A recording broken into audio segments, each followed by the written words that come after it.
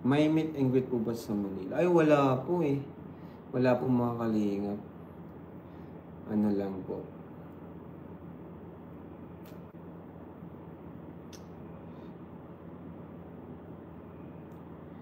Mike din naman. Sige po.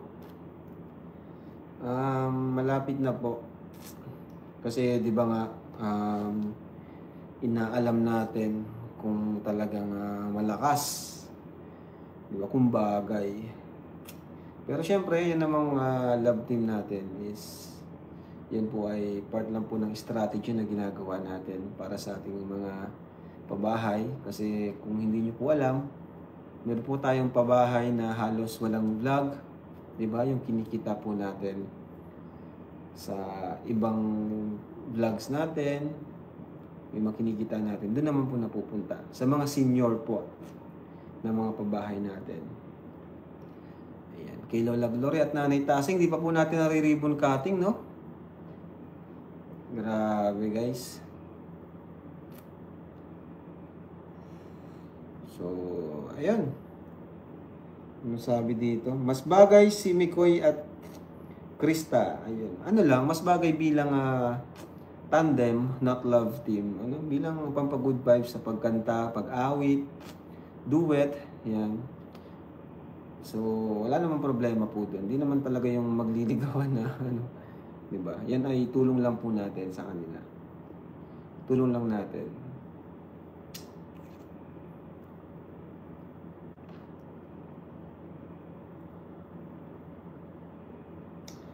Taas nga ng views, 500k na, no? Magaling. Maganda yung okay yung ano, views niya.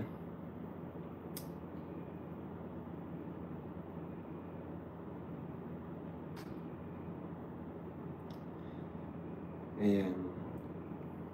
Yung sa Kambal pala, magwa 1M na rin. So, ma-vlog din ako sa Kambal Australia, Australia no, habang andito pa sila.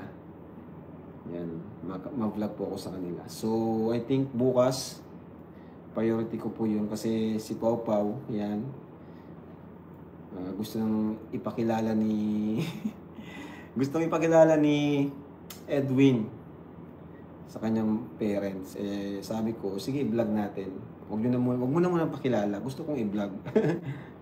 Yun naman po yung maganda sa kanila. Kahit kina Jomar, kina Edu, pag may gusto silang ano, halimbawa, medyo major na event sa buhay nila or sa kanilang dalawa na magka-love team, ipinapaalam nila sa akin na ito bro, pwede mong i-vlog, may gagawin ako, may plano ako, yan, mga ganon. Halimbawa, may plano si Papa Jones na yayain si Carla na mamasyal or mag-picnic, yan, pinapaalam po niya sa akin para ma-vlog naman natin. So, sayang din naman po kasi, di ba?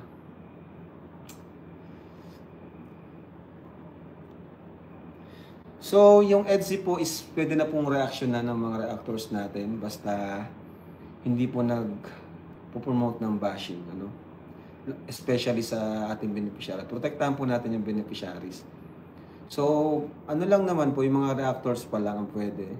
Pero bawal pa rin pong i-vlog ng kahit sino si Biancy at ang kanyang family. Kahit naman po sina Carla. Kasi yun nga, hanggat maaari is pinipreserve natin yung kanilang exposure para yun, tumagal pa yung kanilang yung pagiging viral. Ayan. So, ang sarap isipin, di ba, na kahit ang dami ng bagong viral natin, andyan pa rin sila. Marami pa rin nanonood sa kanila and viral pa rin sila hanggang ngayon. So, malaking tulong po yun, hindi lang sa kanila, kundi sa ating mga beneficiaries po na hindi naman po nagba-viral gaya ng mga, especially mga senior, no? So, yun po. Buti lang po sana kung ako ay dalawa ko. Marami sana tayong mga vlog sa isang araw. So, ayan.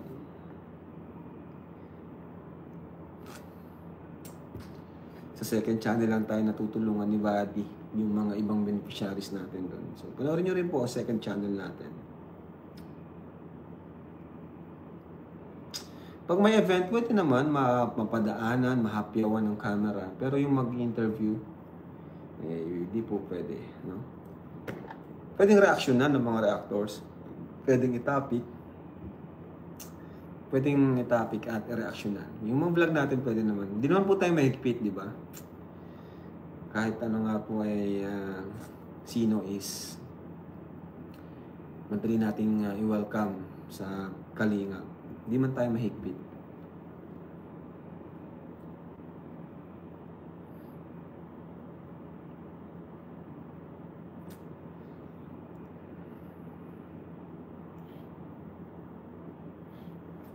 Yes, grabe nga po, nakakalakad yung tatay ni Angel, no? Di natin lubos akalain. Grabe. Nakakatuwa lang. So, panoorin niyo po yun sa second channel.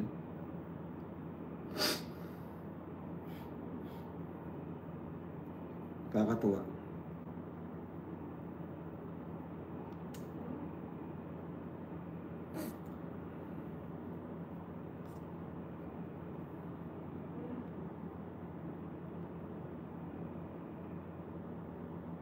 Congrats din sa'yo, Kuya. Ang lakas din ng views din ng mga child problem. Oy, thank you po. Yun na nga po even ng charity natin, yung iba is nagkakaroon din naman ng views, di ba? So, thank you po. Ayan. So, nagti 300. Okay na po yun, 300.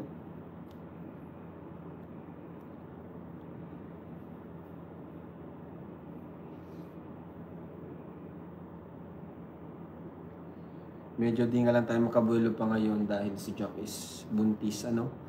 So, pag nakabuelo tayo ulit, ayan, all out tayo, magdalaw tayo sa mga landing pad, ma-charity tayo sa ibang lugar, no. So, yan po ay pinapromise namin na gagawin po natin yan na hindi lang dito sa Daet. Kasi may ilan dito sa Daet na medyo hindi sa amin proud or hindi masaya sa ginagawa natin. So, try naman natin sa ibang lugar, no? Kasi, sa totoo nga kanina, medyo natawa ako. Natawa ako kasi merong nagpo-post na beneficiary, bagong beneficiary po siya, na sabi niya, parang parang sarcastic yung post niya about sa Team Kalingap, na may nag-vlog daw sa kanyang isang kalingap, then magiging kalingap na daw siya kasi maganda daw siya, and sinabi pa niya yung mga pinagawa daw sa kanya is parang ganun, parang ano ba, parang parang ang dating is hindi siya masaya na natulungan siya or na i-vlog siya. Sana sinabi na lang po niya